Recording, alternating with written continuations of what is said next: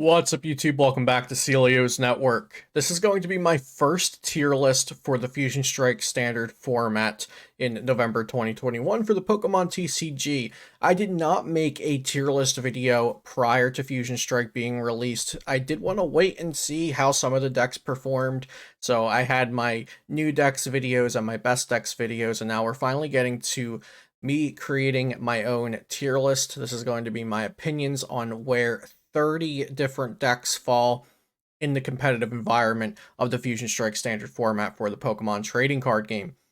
So, before we get into the good stuff, shout out to my sponsors, PotownStore.com, the best place to get PTCGO codes, Card Trooper Games, where you can find booster boxes and singles, and PokemonCard.io, where you can find all of my standard format deck lists and deck lists from other members of the community, and you can make your own there as well. You can find all the links in the description down below, and subscribe to this channel for daily Pokemon TCG content.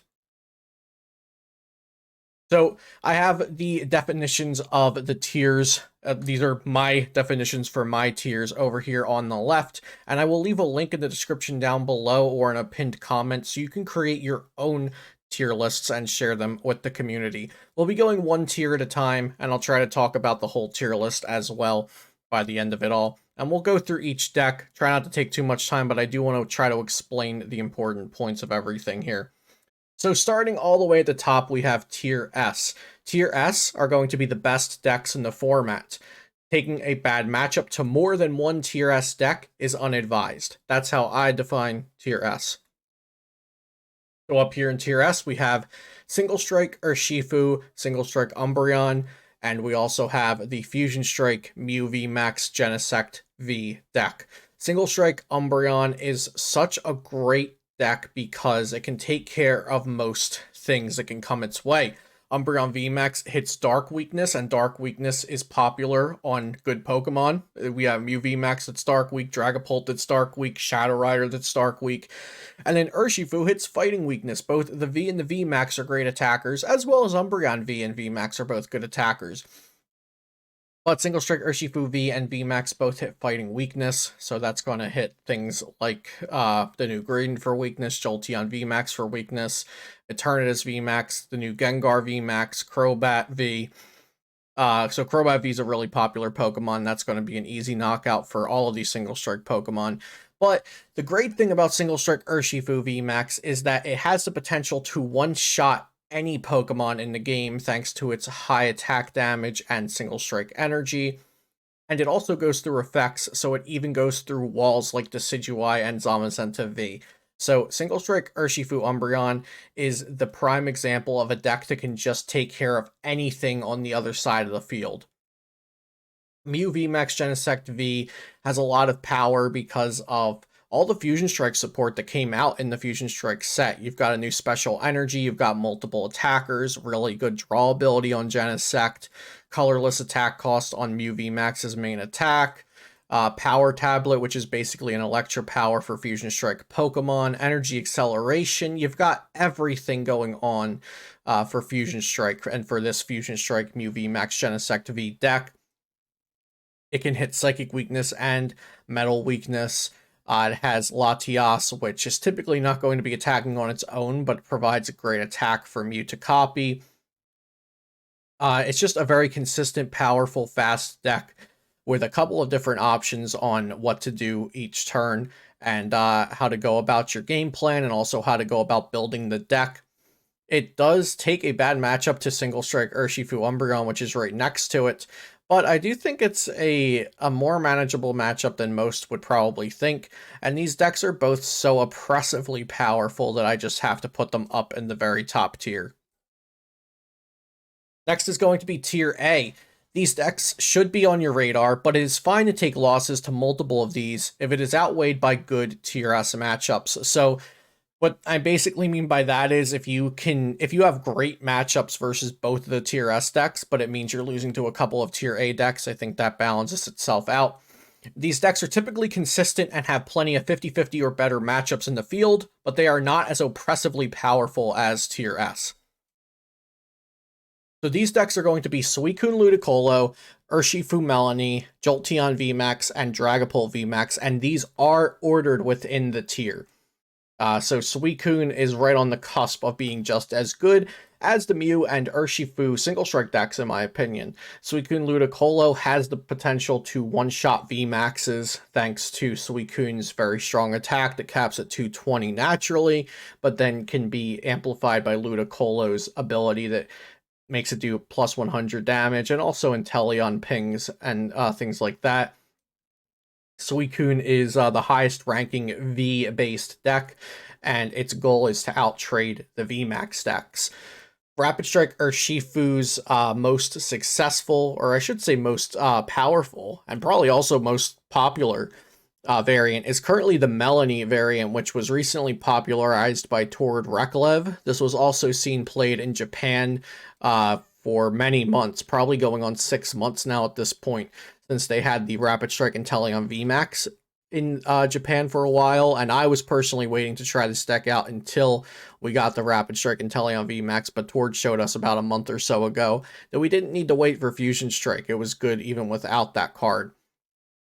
So I think this is the strongest way to play Urshifu at the moment because it can consistently put out rapid flows, and it can also fit in other attackers easily, like Vaporeon VMAX or Rapid Strike Inteleon VMAX, that take care of having an attacker for the psychic matchups. And Rapid Strike Urshifu is such a strong card on its own because most decks are using some sort of single prize support engine, like Inteleon, Drizzile, or Houndoom, or Octillery, etc. And it can just take care of all those support Pokemon and sometimes just leave players without anything that they can do. Jolteon VMAX, I think I said many times, last format, if the Urshifus did not exist, Jolteon would have been the best deck in format. It does 100-100 spread for just 1 energy thanks to Elemental Badge, and it can heal damage every turn with Cheryl and just reattach. It's a very efficient, fast deck that can also take out support engines just like Rapid Strike Urshifu can.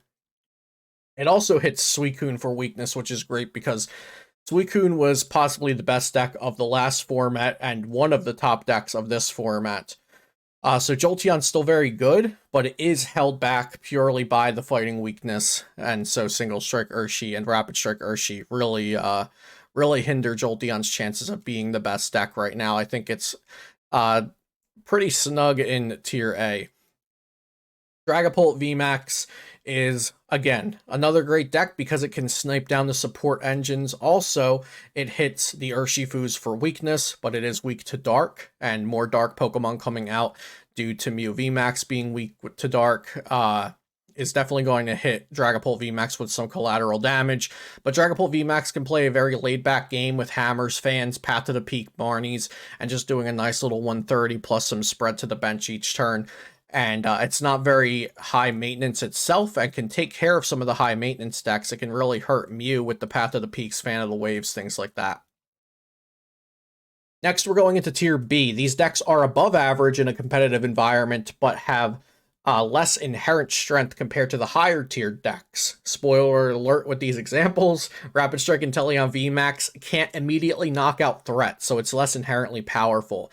Gengar VMAX, in my opinion, is directly outclassed by Urshifu Umbreon, but Gengar VMAX Umbreon is still a powerful deck. It's just outclassed by Single Strike Urshifu Umbreon. So let's take a look at our Tier B. In Tier B, I have Rapid Strike Inteleon VMAX. Now, like I said, this is here down in Tier B for me because it can't immediately knock out threats, and sometimes it will just have games where you don't get to do the things that make it so powerful, whether it's because your opponent knocks out your Octillery or you don't set it up and you can't find Rapid Strike energy and you whiff an attack, or they Marnie you and you can't get the energy plus Cheryl that turn, or you get the Cheryl or the energy, either or. Because the deck's main strategy is you want to swing 140 each turn and Cheryl, 140 and Cheryl, 140 and Cheryl. You can also combine that with Path to the Peak and Fan of Waves, or you could be using Inteleon VMAX's ability to spread extra damage onto the bench. But it does have a very underwhelming strategy, but if it's done very well and it's done consistently and correctly, it is strong because most Pokemon are not going to be able to knock out 2 Inteleon VMAXs when you have all of this healing going on and you keep recurring the energy. But if you miss a step, it can become underwhelming, and that's why I have it down just a little bit lower here.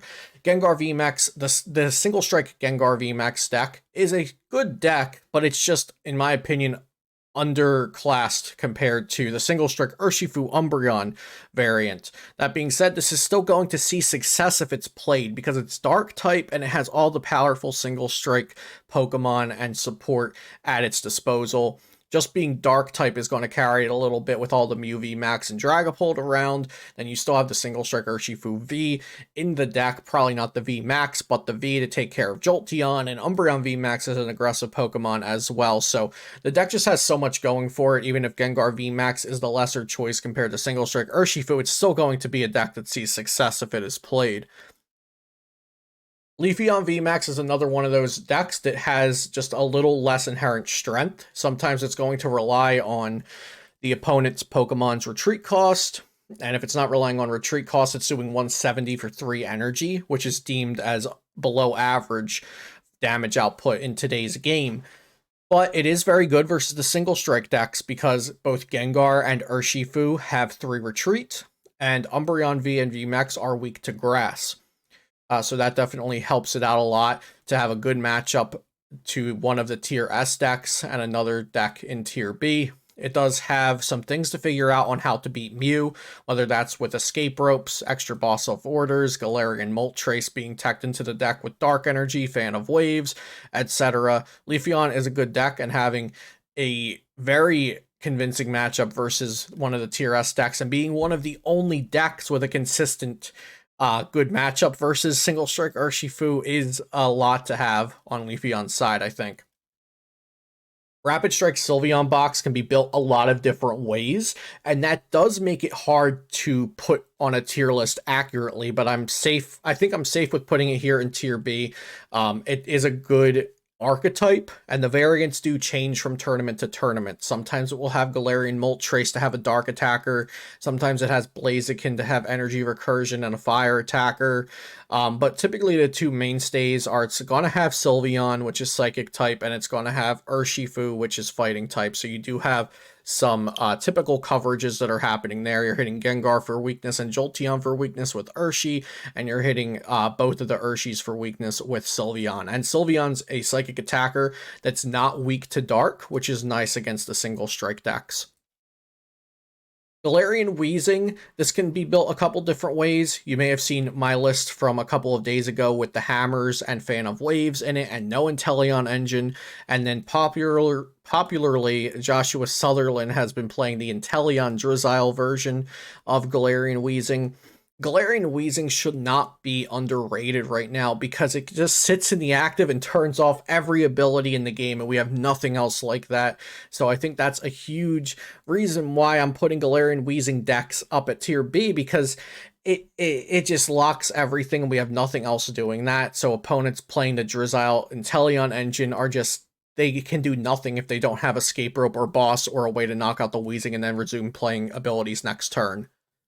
And also the attackers that are going to come along with Weezing are dark type. So that's giving you good outs to Mew VMAX and Dragapult VMAX at the very least. Lastly, in tier B is a deck that I did not have on my top decks of the format video last week, and actually Gengar was one that was also not on that video. Ice Rider Suicune. So Ice Rider Suicune I've been working on my own, but I haven't been playing it in tournaments yet.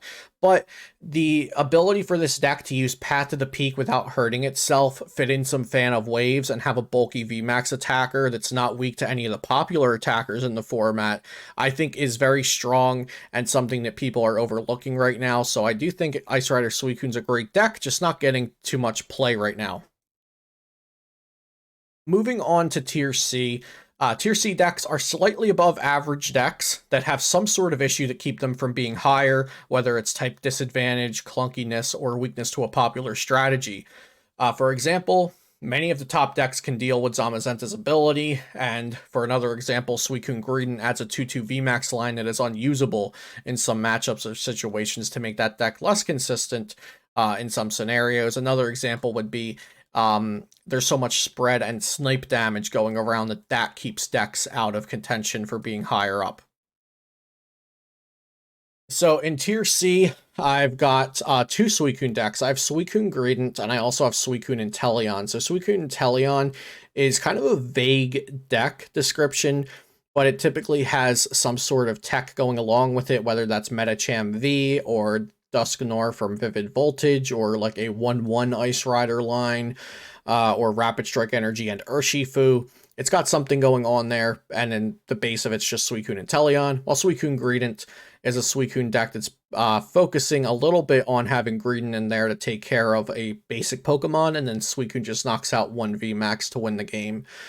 Rapid Strike Urshifu Inteleon without the Melanie engine, I think it's still a fine deck. It's just being outclassed by Urshifu Melanie right now, and I don't see many reasons to play Urshifu Inteleon over Urshifu Melanie, so it's just down here in Tier C, but it's a fine deck. It's just play the Melanie version, it's better, I think. And then Urshifu Galarian Moltres. This deck still, so Urshifu Galarian Moltres in the last format, if people could have gotten it running right, it just consistently smooth working every game, it statistically should have been the best deck in the format, but nobody ever got it to that point, it seems. It's in a similar position now, I think, that Urshifu Moltres just makes sense. Okay, Urshifu loses to Mew, but if we have Moltres in there to make it beat Mew, then it's even better. So, again, I think that's just a deck that either is waiting for somebody to crack it, or it just can't perform with all those pieces in the deck consistently. Togekiss Moltres is a deck that I'd like to see being played more, and I want to see if it gets more play, if it also sees more success, because it gets little spurts of placements here and there by just a couple of players that pilot it, but it doesn't get a lot of play. It is a harder deck to play. It's less straightforward than a lot of the VMAXs that we've had around, but having the Galarian Moltres as a core part of that deck definitely helps because of the dark weaknesses that are popular right now. And then Zacian Zamazenta. Zacian Zamazenta is played a lot, and that definitely skews its performances. I think some of its performances are just by the sheer amount of people playing the deck, because it's easy and it's cheap and people are used to the deck. But Zacian Zamazenta is getting weaker and weaker and weaker ever since post-rotation, and there's more ways to deal with Zamazenta. And then there's also less things that Zacian is trading favorably into, like Ice Rider Calyrex is not nearly as popular as it was right at post-rotation. So Zacian comfortably in Tier C. Moving down to Tier D, slightly above average decks that have more shortcomings than Tier C decks. So these are just decks that were in the running for Tier C, but I think they are, I just personally view them as being less good than the Tier C decks. And also another thing I wanted to say at this point in the video is, the whole point of this is for me to depict how the format looks in my mind. These are 30 competitively played decks, and of course, like I say down in the Tier E and F, I'll get to that later, that this list is not including like theme decks and undiscovered decks and rogue decks, things like that. But everything from Tier C and above, I see reason for playing in a competitive environment, and D is right on the cusp of that, and then E and F are things that I wouldn't want to play in a competitive environment, like if I was going to a regional championship tomorrow. Everything Tier C and above are things that I think I would be comfortable considering, and that like I wouldn't tell people they were throwing by playing these to a competitive environment tournament. So going into Tier D, these are slightly above average decks, just like Tier C, but they have less power and more shortcomings than the Tier C decks. So first off, Shadow Rider Calyrex VMAX, a very strong card in a vacuum, but with all the dark type hate coming out, you know, the Galarian Weezing decks, the Moltres decks, all the Umbreon VMAX, the Gengar VMAX, even the other ones sharing a tier with this deck like Eternatus and Single Prize Obstagoon. All that dark is just not doing Shadow Rider any favors, so it's down here in Tier D, unfortunately. Also, it can be a little clunky, so it's not currently having a great way to overcome all the dark Pokemon in the format, and already having some problems of its own. Victini VMAX, there's so much Suicune in the format, whether it's Suicune Ludicolo, and then also the water attackers in Rapid Strike Urshi, there's Rapid Strike Inteleon VMAX, the Suicune Greedent, Suicune Inteleon, Suicune Ice Rider, even just Inteleons after a Raihan plus energy, or Teleon Chilling Rain with a Rapid Strike energy does a bunch of damage to Victini VMAX. So Victini VMAX has the really hard type disadvantage going on here. And then other than that, it's still not it's not so strong that it can get over that type disadvantage, which is kind of like Shadow Rider, why I have it down here in tier D. Duraludon VMAX is kind of like a hard counter rogue deck. So people that aren't prepared for it or can't play around it are going to have a really bad time because it can't be hit by things with special energy, and there's so much special energy happening in the format right now. But I'm not comfortable putting it any higher than this. I think it's kind of roguish, but on the radar, kind of hard counter deck right now. Take your chances if you run into a bunch of all special energy decks and also players that are playing less optimally than you, then Duraludon VMAX can get you there. But I currently don't really, in my mind, see it higher than this tier. Eternatus VMAX, I think, has some room to prove itself to come back into the metagame, but we'll have to see if that actually happens. Inteleon, I think this is just clunkier than just running straight Rapid Strike Inteleon VMAX, but there are things that the Inteleon VMAX from Rebel Clash has to offer. The 160-60 snipe, which is kind of like upgraded Dragapult, and then also the Hydro Snipe that energy disrupts. But there have been some placements with this deck. There have been placements with just straight Inteleon VMAX before the Rapid Strike one even came out. But like I said, C and up are the decks that I think I would like to consider for competitive play, and these decks just fall slightly short of that. And then Obstagoon, probably the best stage 2 attacker we've seen in quite some time, and it can get there because of its typing. Its typing makes it good against one of the best decks in format, and also against Dragapult, and also against Shadow Rider if you run into any of that. And it can just do 160 damage to VMAX Pokemon, or V Pokemon or whatever for just 1 energy. So it's an efficient attacker at that. It has some stage 2 problems, but this is one that I actually, if I had to move 2 decks up from tier D to tier C, it would probably be Obstagoon and Eternatus. Partially because of the dark type and partially because I just don't think they're getting enough love right now, perhaps. But still slightly above average decks. They're fine in their own rights. And then moving on to tier E and F, these decks fall in what I would consider the average category of the competitive format. They're by no means bad, except when compared to the other competitive decks up here. These are obviously better than unlisted decks that do not largely exist in a competitive environment. Like, tier lists and bad and good are all kind of subjective and arbitrary terms, and you'll hear somebody call Rayquaza VMAX bad. Is it really bad? It's a card that can do over 300 damage. It draws you cards multiple times a turn if you have multiple of them out there. It's inherent in a vacuum. Rayquaza VMAX is a very good card. It's just not in the right place at the right time, and the deck itself performs average, but you don't want to be playing an average deck if you're going into a competitive tournament, and that's why these decks are going to be down here in E and F. Togekiss Greedent, I recently made a video saying it was one of my favorite decks to play. That still stands true, but I wouldn't take it to a regional event or a very competitive event, something with money on the line, something where I am expecting and wanting to do well and want to give myself the best predisposition, the best advantages. I don't know. I'm just spitting words out here. We're 23 minutes into the video. The best chance to do well. I wouldn't be playing these E and F decks even if I like them a lot, like I like Togekiss Greedent. Boltund VMAX, I think, has some chances to move up to tier D, maybe. I know Andrew Mahone had the list with hammers, and I think that's probably the way to go. Slow other decks down while you get set up. Genesect Toxtricity, I think, is just completely outclassed by Mew VMAX Genesect. You can even play Mew VMAX Genesect Toxtricity. I currently just don't think this deck functions well enough and consistently enough to ever be played over Mew VMAX. But I could be wrong on that. So leave it in the comments down below if you have any differing opinions on any of these decks. And then down in tier F, they're just slightly different than tier E. I wanted to put them in their own category. Dragapult, again, it works, but if you want to play a stage 2 deck or a single prize deck, I would play Obstagoon or Galarian Weezing. And if you want to play a Fusion Strike deck, I would play Mew.